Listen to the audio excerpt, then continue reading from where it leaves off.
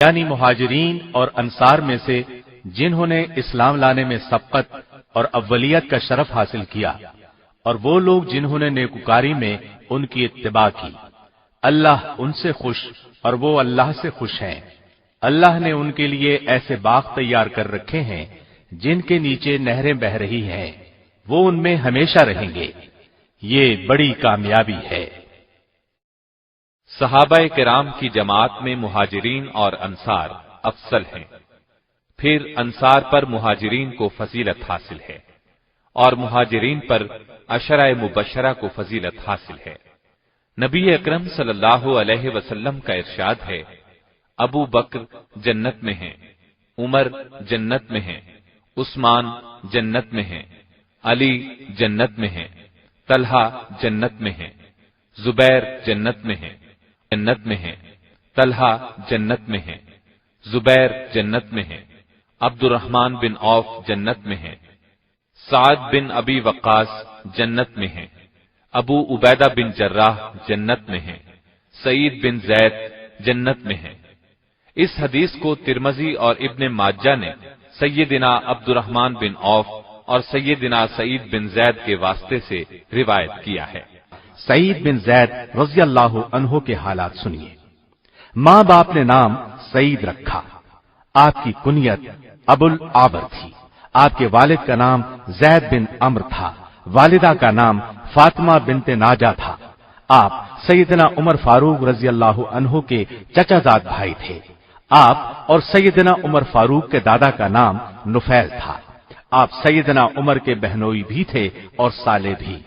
سیدنا عمر کی بہن سیدہ فاطمہ سعید بن زید کی بیوی تھی، جبکہ سعید بن زید کی بہن عاتقہ کی شادی پہلے عبداللہ بن ابی بکر سے ہوئی تھی۔ ان کی وفات کے بعد عاتقہ کا نکاح سیدنا عمر فاروق سے ہوا۔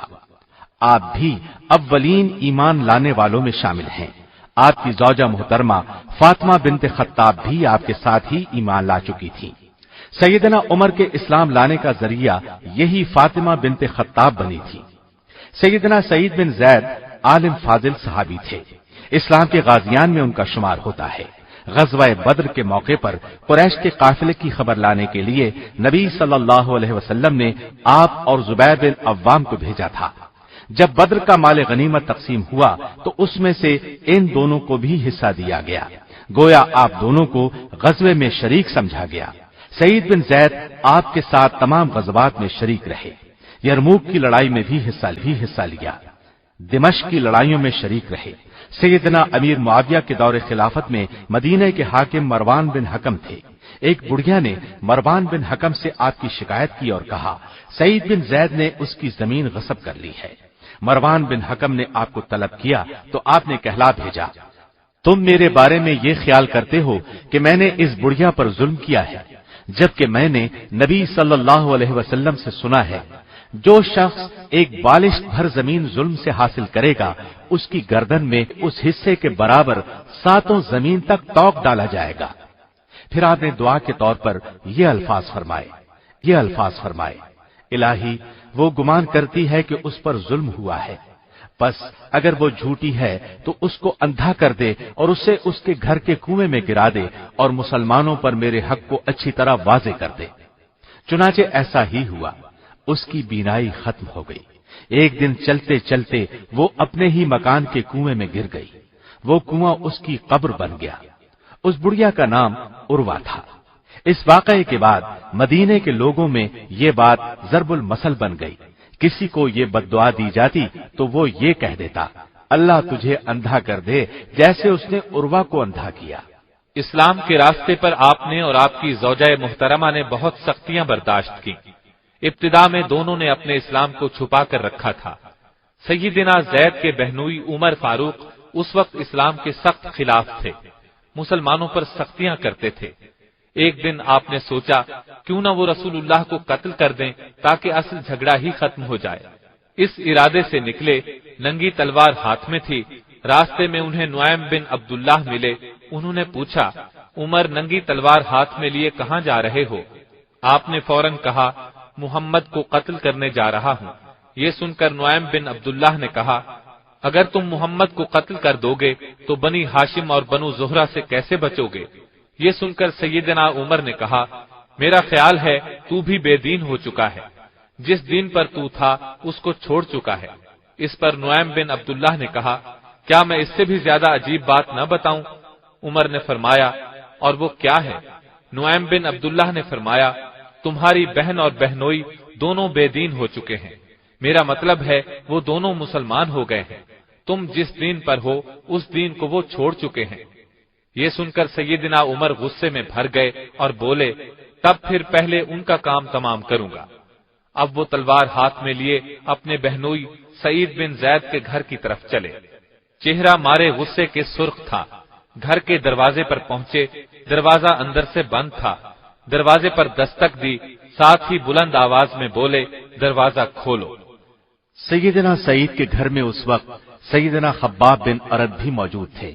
وہ تو سیدنا عمر کی آواز سن کر چھپ گئے۔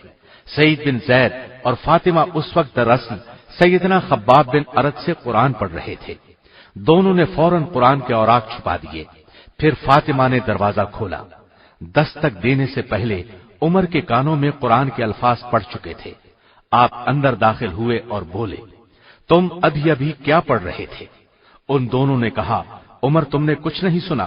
اس پر سیدنا عمر فاروق نے فرمایا، سن چکا ہوں، مجھے پتا چل گیا ہے، تم دونوں مسلمان ہو گئے ہو، اپنے باپ دادا کے دین سے پھر گئے ہو، کیا یہ بات درست ہے؟ جواب میں دونوں نے کہا، ہاں یہی بات ہے، الحمدللہ ہم مسلمان ہو چکے ہیں۔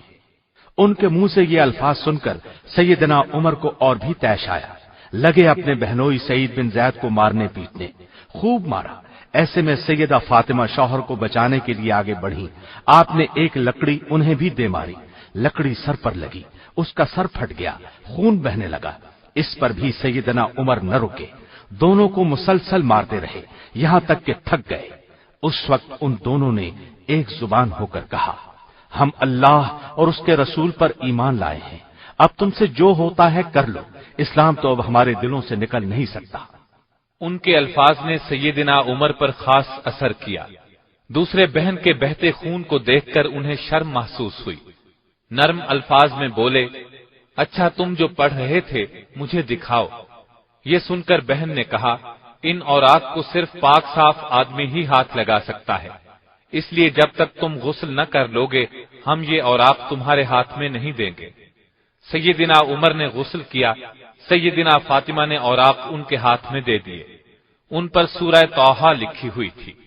پڑھ کر بولے، کس قدر عمدہ اور اعلیٰ درجے کا کلام ہے۔ یہ الفاظ سن کر سیدنا خباب بن ارد بھی اپنی جگہ سے نکل کر سامنے آ گئے اور بولے، اے عمر، میں نے کل ہی رسول اللہ کو یہ دعا کرتے سنا ہے، الہی ابو الحکم بن حشام یا عمر بن خطاب کے ذریعے سے اسلام کو قوت اور عزت عطا کر۔ مجھے امید ہے نبی صلی اللہ علیہ وسلم کی یہ دعا آپ کی صورت میں پوری ہوگی۔ آئیے عمر اللہ کی طرف آئیے۔